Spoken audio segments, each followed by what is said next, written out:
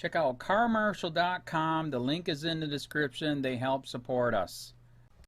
It, of course, has been a roller coaster of emotions for the entire Prescott family. Cameron's uncle says he's angry and saddened by the sudden loss of his nephew. He spoke with Eyewitness News reporter Henry Ramos, who joins us now live tonight. And Henry, during this difficult time, what is it the family has told you they want most of all? Jeff, the family wants justice. Christopher Gonzalez, who spoke exclusively to KENS 5, says he wants someone held accountable for the death of his nephew. He says it doesn't seem real that his little Cameron is gone. Gonzalez says while the family holds on to memories, he will fight for that justice.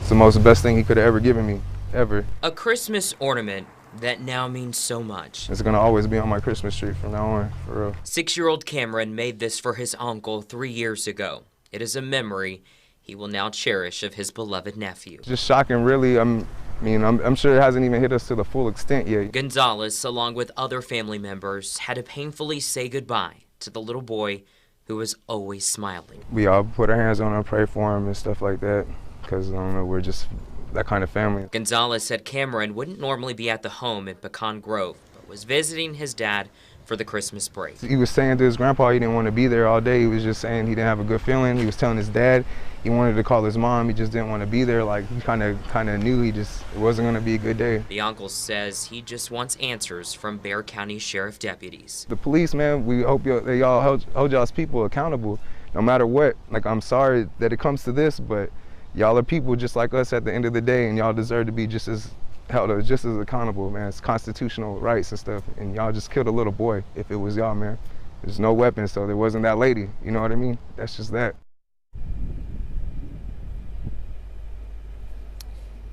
Now, arrangements for Cameron have been set up. This has been given to us by the family, and it's as followed. Visitation will be Wednesday, the 27th, from 5 to 9 p.m.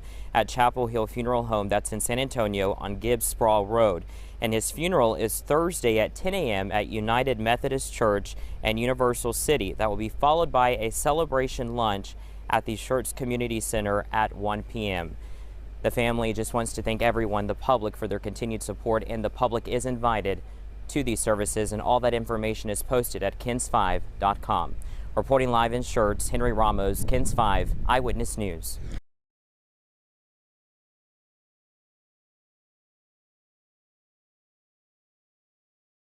Family calls for justice after cops shoot and kill their 6-year-old little boy.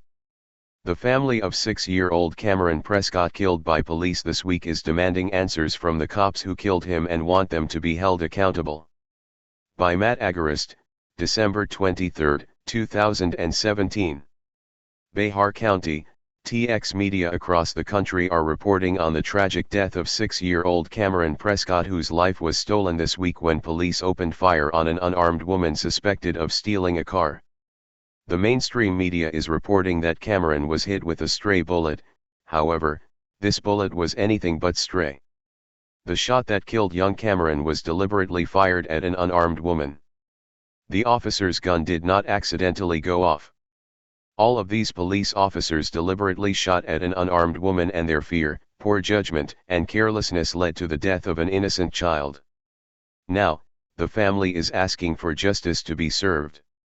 Cameron's uncle, Christopher Gonzalez, says that he's angry and saddened about the officer's decision to open fire that day. "It is shocking, really," he said. "It hasn't even hit us to the full extent yet." The family had to tragically say goodbye to their beloved Cameron this week, who they say was always smiling. Advertisement. "We all put our hands on him and prayed on him, stuff like that," the uncle said. "We are that kind of family." Although Cameron didn't live in the home in which he was gunned down by police, it was his father's house, and he was visiting him after getting out of school early on Thursday for Christmas break. Gonzalez, who is now calling for the officers who killed his nephew to be held accountable, said Cameron knew something bad was going to happen that day. Read more. "This man failed to pay his child support 8 years ago, so police choked him to death in jail. He was saying to his grandpa that he didn't want to be there," he said. "All day, he was saying he didn't have a good feeling. he was telling his dad he wanted to call his mom and didn't want to be there. He just kind of knew it wasn't going to be a good day. Gonzalez has now gone to local media and is demanding that the Bihar County Sheriff's Office give the family answers and justice. If it is the police, we hope that you hold your people accountable, he said. I am sorry that it comes to this, but y'all are people just like us at the end of the day. Y'all deserve to be held accountable. It is a constitutional right. Y'all just killed a little boy, it was y'all. There's no weapon, so it wasn't that lady. Had a regular citizen opened fire on an unarmed woman and killed an innocent child in the process, rest assured that they would be sitting in a jail cell right this moment. However, because the people who killed this unarmed woman and child are police officers, there will likely be no justice for Cameron. Naturally, the sheriff's department is claiming the officers acted appropriately by opening fire on an unarmed woman and killing her and a child in the process. They are claiming to have seen the now deceased suspect 30-year-old Amanda Jones carrying a pistol prior to finding her breaking into Cameron's father's house. However, no such pistol was found. In my opinion, it's a tragic accident that led to the death of this young man, Sheriff Javier Salazar said at a news conference. We are looking into all of it. Internal Affairs is still investigating it. But again, preliminarily it appears that policies and procedures, on use of force, were complied with. Read more. No charges for cops who broke into innocent man's home while he slept and shot him 16 times. According to Salazar, it is apparently proper procedure to open fire on an unarmed woman as she flees police and not care about the mobile home behind her in a neighborhood full of children out for Christmas break. Although they didn't originally report it, police are now claiming that Jones was holding a dark pipe, which caused the multiple armed officers to all open fire on her with complete disregard for everyone's life who happened to be near her, including 6-year-old Cameron Prescott. Cameron Prescott became the 1,152nd and the youngest person to be killed by police in 2017. The family has since set up a GoFundMe account to pay for the cost of Cameron's funeral.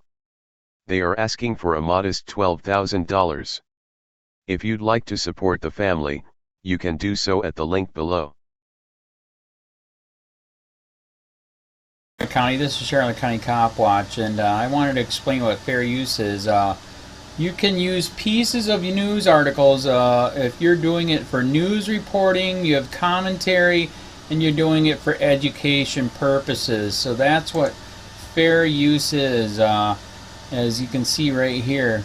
Another reason why I wanted to make this video is to let you know I have just joined with Patreon. A nice thing with Patreon, I make no money on YouTube. They took the money away years ago, and so this is another way to give, and it's a nice thing too because you can give monthly.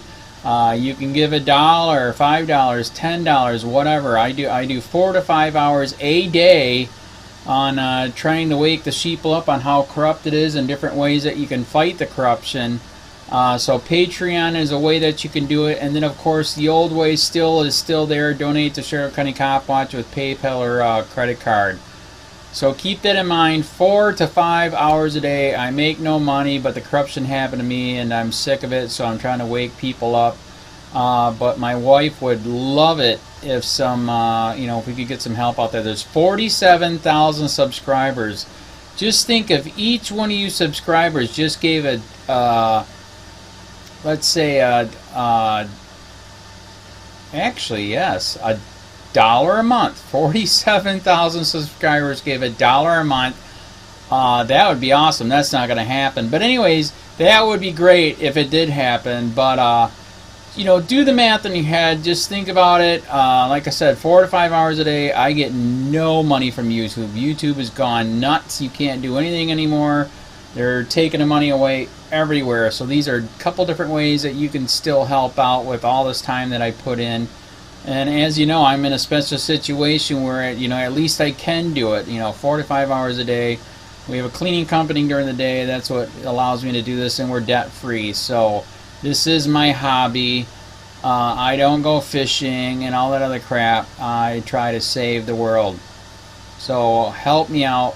to make the wife happy, man. In fact, if you guys did give $1 a day, and there was 47,000 of you, and you did it, and each of you gave $1, and that was every month, oh my God, yes, I could quit. I could start suing them. Another idea too that we have is, you know, if I got, you know, some funds, we could actually contact everyone that has been ticketed and or arrested and put in jail and start sending them postcards to let them know we're here, and to see if everything went all right, and if it didn't, find out their story. So we could even do more investigations and more lawsuits. Lawsuits take money. So just think about that. You know, 47,000 of you so far right now, you know, $1 a day, I mean $1 a month on Patreon, or $5 a month Patreon, 10, 20, whatever. Just do the math in your head, help out. This is a lot of work every single day. Thanks.